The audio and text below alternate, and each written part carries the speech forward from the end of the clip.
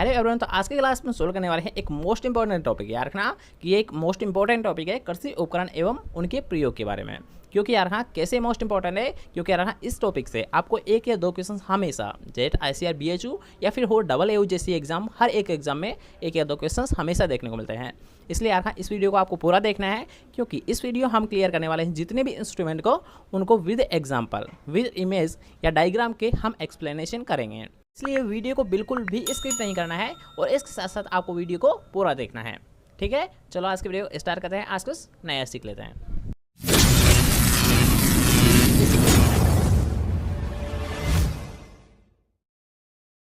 तो सबसे पहले बात करते हैं अल्टीमीटर के बारे में। ये तो आपने कई बार पढ़ ही लिया होगा यार, अल्टीमीटर का प्रयोग यहाँ पर क्या ऐसा है, ऊंचाई नापने के लिए। लेकिन जो आज का हमारा मेन टॉपिक है, मेन जो फोकस रहेगा ये रहेगा कैसे दिखता है।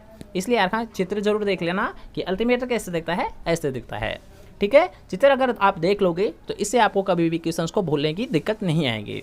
इसलिए चित्र पर जरूर फोकस करना। ठीक है, अल्टीमीटर का प्रयोग कहाँ पर किया जाता है, ऊंचाई नापने के लिए किया जाता है। और अगर बात की जाए सबसे ज़्यादा इसका प्रयोग कहाँ पर किया जाता है, तो पैराशूट ग्लाइडिंग में। सबसे ज़्यादा कहाँ पर किया जाता है, पैराशूट ग्लाइडिंग में। ठीक है, नेक्स्ट क्वेश्चन की ओर बढ़ते हैं। तो नेक्स्ट इंस्ट्रूमेंट है हमारा एंड्रॉइड बैरोमीटर। यार हाँ कई बार एग्जाम में पूछा गया है, एक मोस्ट इंपॉर्टेंट इंस्ट्रूमेंट है कि एंड्रॉइड बैरोमीटर। तो सबसे पहले बात करते हैं इसका प्रयोग के बारे में। तो यार हाँ इसका प्रयोग कैसे है, वायुमंडलीय दाब को नापने में, अर्थात एटमोस्फियर जो प्रेशर होता है, एटमोस्फियर जो प्रेशर होता है उसको मेजर करने के लिए एंड्रॉइड बैरोमीटर का प्रयोग कैसा है और ये कैसा दिखता है, आप एक्सप्लेन देख सकते हो, अर्थात इसके आप डायग्राम देख सकते हो कि जो एंड्रॉइड बैरोमीटर है ये कैसा दिखता है। ठीक है, पॉइंट क्लियर है। नेक्स्ट पॉइंट की ओर बढ़ते हैं।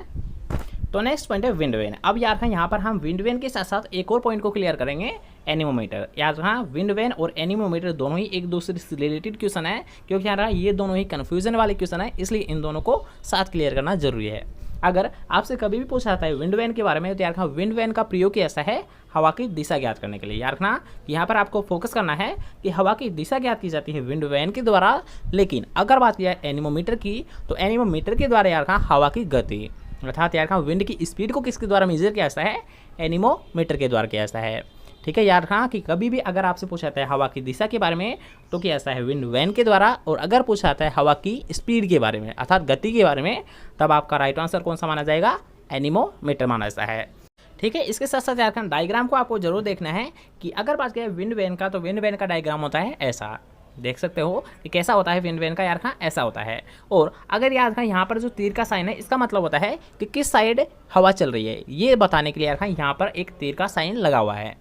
जैसे कि आप देख सकते हो कि चारों दिशाओं के यहाँ पर पॉइंट लगे हुए हैं, साउथ, वेस्ट, नॉर्थ और ईस्ट, और यहाँ पर लगा हुआ है किस साइड हवा चल रही है। इसको एक्सप्लेन करने के लिए जो तीर का साइन है इसको लगाया गया है। ठीक है, नेक्स्ट पॉइंट की ओर क्लियर करते हैं हम कि एनीमोमीटर, जैसे कि हमने अभी बात की थी कि एनीमोमीटर का प्रयोग कहाँ पर किया जाता है, हवा की गति ज्ञात करने के लिए। इसके लिए क्या ऐसा है एनीमोमीटर का प्रयोग, तो ये क्या ऐसा है गति को मेजर करने के लिए। और विंड वेन का प्रयोग ऐसा है हवा की दिशा ज्ञात करने के लिए। और अब आप चित्र में भी थोड़ा सा डिफरेंस देख सकते हो कि वहाँ पर था यार का नॉर्थ, साउथ, ईस्ट और वेस्ट का साइन, और वहाँ पर लगा था तीर का साइन। ठीक है, और याद है इसमें क्या होती है, चार कॉपियाँ होती है, और इन कॉपियों में इनका मतलब क्या होता है यार, जो चार कॉपियाँ है तो इनमें हवा भरती है। क्या होती है, जब हवा चलती है तो इनमें भर जाती है, जिससे याद करना ये चारों कॉपियाँ है तेज़ी से घूमने लगती है। क्या होती है, तेज़ी से घूमने लगती है, जिसकी रीडिंग्स यहाँ पर ली जाती है, जिसकी रीडिंग्स यहाँ पर ली जाती है। और इसी के द्वारा यार हाँ कि जो हवा की गति है उसको मेजर किया जाता है। ठीक है, सही से पॉइंट क्लियर हुआ। एक और बार समझ लीजिए कि यार हाँ इसमें क्या होती है, चार कॉपियाँ होती है, चारों कॉपियाँ में क्या होती है, हवा भर जाती है, जिससे क्या होती है चारों कॉपियाँ तेज़ी से घूमने लगती है, और जिसकी रीडिंग्स नीचे ली जाती है। इसी के द्वारा यार हाँ हवा की गति को बताया जाता है। ठीक है, पॉइंट क्लियर हुआ। नेक्स्ट पॉइंट की ओर बढ़ते हैं। तो नेक्स्ट पॉइंट भी आपको बताया गया है टेंसीमीटर। तो यार हाँ ये भी इंस्ट्रूमेंट कई बार आपसे एग्जाम में पूछा गया है कि टेंसीमीटर का प्रयोग कहाँ पर कैसा है। पहले आप इसका आइकन देख लीजिए कि ये कैसा दिखता है। ठीक है, टेंसीमीटर ऐसा दिखता है। और इसका अगर बात की जाए इसके प्रयोग की, तो इसका प्रयोग ऐसा है यार का मृदा नमी और मृदा जल तनाव। यार का मृदा नमी और मृदा जल तनाव ज्ञात करने के लिए मुख्यतः टेंसीमीटर का प्रयोग कैसा है। ठीक है, नेक्स्ट पॉइंट की ओर बढ़ते हैं। तो नेक्स्ट पॉइंट है यार हाँ कि पोरोमीटर। तो पोरोमीटर का प्रयोग कहाँ पर किया जाता है, पहले ये देखिए। तो इसका प्रयोग किया जाता है रंध्र व्यवहार ज्ञात करने के लिए, अर्थात यार हाँ पहले आप चित्र देख लीजिए कि इसमें दिखाया गया यार हाँ एक पत्ती है, और जिसमें जो इंस्ट्रूमेंट है तो इसको लगाया गया है, और इससे एक रीडिंग्स ली जा रही है। ठीक है, लीफ पोरोमीटर यहाँ पर लिखा हुआ है, अर्थात यहाँ का जो लीफ है तो उसके रंध्र व्यवहार ज्ञात करने के लिए इसका प्रयोग किया जा रहा है। कैसा दिखता है आप देख सकते हो। तो पोरोमीटर कैसा दिखता है, ऐसा दिखता है। और इसका प्रयोग कहाँ पर किया जाता है यार, कहाँ पत्ती या फिर पौधे के रंध्र व्यवहार को ज्ञात करने के लिए पोरोमीटर का प्रयोग किया जाता है। ठीक है, नेक्स्ट पॉइंट की ओर बढ़ते हैं। तो नेक्स्ट पॉइंट में आपसे पूछा गया है लेक्टोमीटर। तो यार हाँ, लेक्टोमीटर कैसा दिखता है पहले ये देख लीजिए। तो ये ऐसा दिखता है। ठीक है, जो ये आइकन होता है, जो ऊपरी भाग होता है, तो इसे क्या होता है, दूध में डुबा दिया जाता है, जिससे यहाँ पर रीडिंग्स ले ली जाती है। ठीक है, इसको दूध में डुबा दिया जाता है और यहाँ पर रीडिंग्स आ जाती है, जिसके आधार पर लेक्टोमीटर का प्रयोग किसके लिए किया जाता है, दूध की शुद्धता ज्ञात करने के लिए। ठीक है, अर्थात जो भी रीडिंग्स आती है उसके अकॉर्डिंग दूध की शुद्धता को मेजर कर लिया जाता है। ठीक है, नेक्स्ट पॉइंट की ओर बात करते हैं। तो नेक्स्ट पॉइंट है हाइड्रोमीटर। तो सबसे पहले ये कैसा दिखता है, इसका आइकन आप देख सकते हो। तो यहाँ पर दिया गया है यहाँ का हाइड्रोमीटर कैसा दिखता है, ऐसा दिखता है। और अगर बात की जाए इसके यूजेस अर्थात इसका प्रयोग कहाँ पर कैसा है, तो हाइड्रोमीटर का प्रयोग यार का तरल या द्रव पदार्थों के आपेक्षिक घनत्व को ज्ञात करने के लिए हाइड्रोमीटर का प्रयोग कैसा है। कहाँ पर कैसा है हाइड्रोमीटर का प्रयोग, तरल या द्रव पदार्थों के आपेक्षिक घनत्व को ज्ञात करने के लिए। ठीक है, नेक्स्ट पॉइंट की ओर क्लियर करते हैं। तो नेक्स्ट पॉइंट यार का, इससे भी कई बार आपसे एग्जाम में क्वेश्चन पूछा गया है कि मैनोमीटर का प्रयोग कहाँ पर कैसा है। तो जल्दी से देख लीजिए कि मैनोमीटर का प्रयोग कैसा है, जड़ दाब को ज्ञात करने के लिए। मैनोमीटर का प्रयोग कहाँ पर कैसा है, जड़ दाब को ज्ञात करने के लिए। और ये कैसा दिखता है, इसका आइकन आप आगे देख सकते हो। ठीक है, पॉइंट क्लियर। और नेक्स्ट पॉइंट की ओर बढ़ते हैं। तो नेक्स्ट पॉइंट यार पीजोमीटर। यार ये एक मोस्ट इंपॉर्टेंट पॉइंट है, ये भी कई बार आपसे एग्जाम में पूछा गया है कि पीजोमीटर का प्रयोग कहाँ पर कैसा है। तो पहले देख लीजिए यार इसका प्रयोग कैसा है, पानी की सतह से गहराई नापने के लिए, अर्थात यार जो डेप्थ है, ठीक है, पानी की जो डेप्थ है उसको मेजर करने के लिए पीजोमीटर का प्रयोग कैसा है। जैसे कि आप इस चित्र में देख सकते हो कि पहले में इसका प्रयोग किया जा रहा है और यहाँ पर इसकी रीडिंग्स का पता लगाया जाता है और इसी रीडिंग्स के अकॉर्डिंग यार पानी की डेप्थ का पता लगाया जाता है। ठीक है, पॉइंट क्लियर। और नेक्स्ट पॉइंट की ओर बढ़ते हैं। तो नेक्स्ट पॉइंट यार गैल्वेनोमीटर। ठीक है, गैल्वेनोमीटर का प्रयोग कहाँ पर किया जाता है, पहले इसको देख लीजिए, विद्युत धारा को नापने के लिए। अर्थात यार गैल्वेनोमीटर का प्रयोग कहाँ पर किया जाता है, विद्युत धारा को नापने के लिए। इसके साथ साथ याद रखना कि जो गैल्वेनोमीटर है यार इस एनो से, याद रखना यहाँ पर एक शॉर्ट ट्रिक बताई जा रही है कि गैल्वेनोमीटर का प्रयोग कहाँ पर किया जाता है। इस एनो को आपको लेना है, एनो को अलग से लिख लीजिए एनो। ठीक है, तो इस ओ को याद रखना आपको करना है ई, ओ को क्या करोगे आप ई करोगे और एन को करोगे आप एम।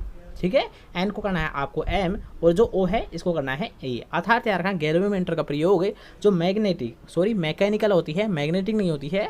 अर्थात जो यार मैकेनिकल जो एनर्जी होती है उसे इलेक्ट्रिक जो एनर्जी होती है उसमें कन्वर्ट करता है। अर्थात यार जो मैकेनिकल एनर्जी को इलेक्ट्रिक एनर्जी में चेंज करने के लिए किसका प्रयोग कैसा है, गैल्वेनोमीटर का प्रयोग कैसा है। ठीक है, क्वेश्चन क्लियर है। इस शॉर्ट ट्रिक को आप जरूर याद रखें, क्योंकि यार अगर ये शॉर्ट ट्रिक आपको याद है तो आप इस क्वेश्चन को कभी भी भूल नहीं सकते हो। ठीक है, नेक्स्ट पॉइंट की ओर बढ़ते हैं। तो नेक्स्ट पॉइंट है रेन गेज। आपको ये तो नाम से स्पष्ट हो रहा है, रेन गेज अर्थात वर्षा नापने का यंत्र कैसे वो बोला जाता है, रेन गेज। ठीक है, रेन गेज का प्रयोग कैसा है, वर्षा कितनी हुई है तो इसकी मात्रा को मेजर करने के लिए रेन गेज का प्रयोग कैसा है। जैसे कि आप इसका आइकन भी देख सकते हो, ये कैसा दिखता है। ठीक है, नेक्स्ट पॉइंट की ओर बढ़ते हैं। तो नेक्स्ट पॉइंट है यार प्लेनोमीटर। तो सबसे पहले देख लीजिए प्लेनोमीटर कैसा दिखता है, तो ऐसा दिखता है। ठीक है, कैसा आइकन होता है इसका, ऐसा होता है। और अब यार प्लेनोमीटर का प्रयोग कहाँ पर कैसा है, तो प्लेनोमीटर का प्रयोग कैसा है, असमान आकृति या फिर पत्तियों का क्षेत्रफल ज्ञात करने के लिए। यार कि प्लेनोमीटर का प्रयोग कहाँ पर कैसा है, असमान आकृति और पत्तियों का क्षेत्रफल ज्ञात करने के लिए। ठीक है, नेक्स्ट पॉइंट की ओर बढ़ते हैं। तो नेक्स्ट पॉइंट है आपका गैल्वेनोमीटर। ठीक है, गैल्वेनोमीटर जैसा कि हमने अभी बताया था कि गैल्वेनोमीटर का प्रयोग याद रखना यांत्रिक ऊर्जा को विद्युत ऊर्जा में ज्ञात करने का यंत्र माना जाता है या फिर इसके द्वारा मेजर किया जाता है, जिसकी हमने शॉर्ट ट्रिक भी बताई थी आपको कि गैल्वेनो। तो नो को आपको यहाँ पर लेना है, ओ को आपको कर देना है ई और एन को कर देना है आपको एम। अर्थात यार जो मैकेनिकल एनर्जी है इसको इलेक्ट्रिक एनर्जी में कन्वर्ट करने के लिए किसका प्रयोग कैसा है, गैल्वेनोमीटर का प्रयोग कैसा है। ठीक है, क्वेश्चन क्लियर है यार। हम जो मैकेनिकल एनर्जी होती है इसे इलेक्ट्रिक एनर्जी में कन्वर्ट करने के लिए यार गैल्वेनोमीटर का प्रयोग किया जाता है। नेक्स्ट पॉइंट है, उससे पहले अगर आपको वीडियो पसंद आए तो आपको करना है वीडियो को एक लाइक और चैनल को अभी तक सब्सक्राइब नहीं किया है तो चैनल को सब्सक्राइब जरूर कर देना और पास के बेल आइकन को दबा देना, जिससे जब भी हमारी कोई नई वीडियो अपलोड की जाए तो वो सबसे पहले आपको प्राप्त हो। ठीक है, अब यहाँ पर कुछ इंस्ट्रूमेंट को लिया गया है जिनसे एग्जाम में क्वेश्चन पूछे गए हैं, तो उनके बारे में हम एक्सप्लेन कर लेते हैं कि क्रेस्कोग्राफ। सबसे पहले हम बात करते हैं क्रेस्कोग्राफ अर्थात यार पौधे की वृद्धि को नापने के लिए किसका प्रयोग कैसा है, क्रेस्कोग्राफ का प्रयोग कैसा है। नेक्स्ट है कंबल स्टोक। यार कंबल स्टोक से अगर आपसे पूछा जाता है तो कंबल स्टोक का प्रयोग कैसा है, सूर्य की धूप की अवधि। यार सूर्य की धूप की अवधि और वो भी घंटों में। यार किसमें, घंटों में मेजर करने के लिए कंबल स्टोक्स का प्रयोग कैसा है। ठीक है, नेक्स्ट पॉइंट की हम बात करते हैं लाइसीमीटर। तो लाइसीमीटर का प्रयोग कैसा है, निष्कालन और वाष्पोत्सर्जन की गति को ज्ञात करने के लिए। किसका प्रयोग कैसा है, लाइसीमीटर का प्रयोग यार निष्कालन और वाष्पोत्सर्जन कितना हो रहा है इसको मेजर करने के लिए यार लाइसीमीटर का प्रयोग कैसा है। ठीक है, नेक्स्ट पॉइंट की बात करते हैं। तो नेक्स्ट पॉइंट है पिक्नोमीटर, अर्थात यार पिक्नोमीटर का प्रयोग कहाँ पर किया जाता है, तो मृदा का आपेक्षिक घनत्व ज्ञात करने के लिए। किसके लिए किया जाता है, मृदा का आपेक्षिक घनत्व ज्ञात करने के लिए यार पिक्नोमीटर का प्रयोग ऐसा है। और अगर आपसे कभी भी ये क्वेश्चन पूछा जाता है कि पिक्नोमीटर के मुख्यतः 2 मेथड होते हैं। कितने मेथड होते हैं, मुख्यतः 2 मेथड होते हैं। और कौन कौन से होते हैं यार, एक होता है बुल्क डेंसिटी, एक होता है पार्टिकल डेंसिटी। कौन कौन से होते हैं, एक होता है स्थूल घनत्व और एक होता है कण घनत्व है। ठीक है, नेक्स्ट क्वेश्चन की बात करते हैं कि पायरोनोमीटर। तो यार पायरोनोमीटर का प्रयोग कैसा है, सूर्य से आने वाली जो सीधी किरणें हैं यार कि सूर्य से आने वाली जो सीधी किरणें हैं उनको ज्ञात करने के लिए पायरोनोमीटर का प्रयोग कैसा है। और लास्ट है आज का हमारा कि एम्पेयर। तो यार एम्पेयर का प्रयोग कहाँ पर कैसा है, तो विद्युत धारा यार कि विद्युत धारा का जो प्रतिरोध होता है जिसे आर से एक्सप्लेन किया जाता है, आर से उसे नोटिफाई किया जाता है। तो यार आर अर्थात प्रतिरोध नापने के लिए किसका प्रयोग कैसा है, एम्पेयर का प्रयोग कैसा है। ठीक है, तो आज के लिए बस इतना ही। कैसा लगा आज का वीडियो कमेंट करके जरूर बताएं। और अगर आपको वीडियो पसंद आया हो तो आपको कुछ नहीं करना है, वीडियो को करना है आपको एक लाइक, इस वीडियो करना है ज़्यादा से ज़्यादा अपने दोस्तों के साथ शेयर। और चैनल को अभी तक सब्सक्राइब नहीं किया है तो चैनल को लीजिए सब्सक्राइब। मिलते हैं कोई नेक्स्ट इंपोर्ट ऑफिस, जब तक लीजिए हिंद, बाय बाय, टेक केयर।